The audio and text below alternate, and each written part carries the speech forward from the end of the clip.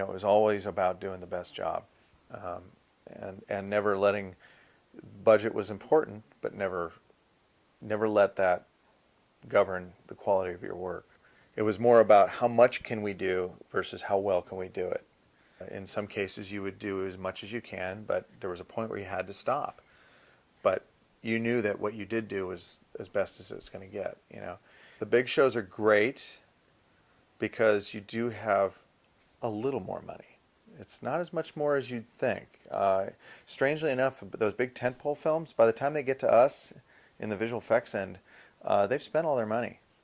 So it may be a $200 million film, but they may still only have, $500,000 to do $2 million worth of shots.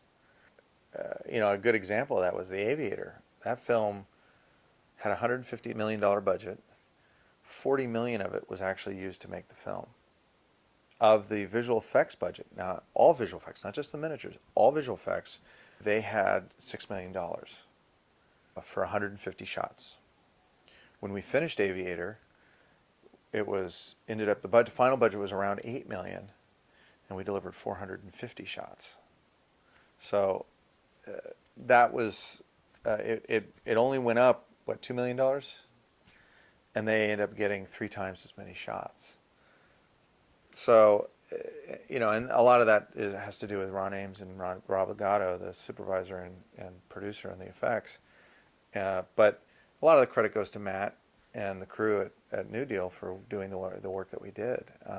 We figured out ways to shortcut things, like we only built one XL11 because we couldn't afford to build a crashing one and a hero one. So we built the hero one, shot all the beauty shots, and then blew it up. So that's an example of a film that is a big budget film, but had very little money for the effects. On the smaller shows, you get to breathe a little bit more because there may not be as many things to do. I mean, your schedule may be still tight, but you don't have less to plan for, so you can spend a little more time focusing on the minutiae. When you get into the big shows, it's tough because there's so much stuff to get done.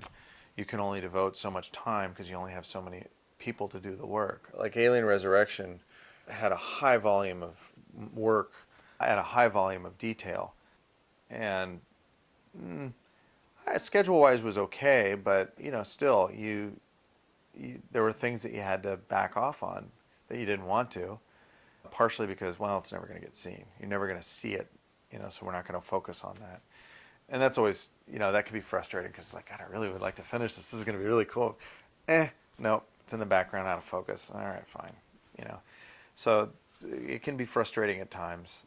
It's also frustrating when you do put a lot of the effort into it because they've asked for it, and you build things and give them all the detail, and then they end up not shooting any of it, or they shoot so little of it that it's like, well, why did we build it? Why did we build all this stuff back here?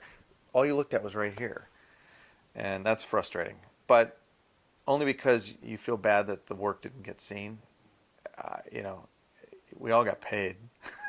It's not like they didn't shoot it, so we got to give them the money back. It doesn't work that way.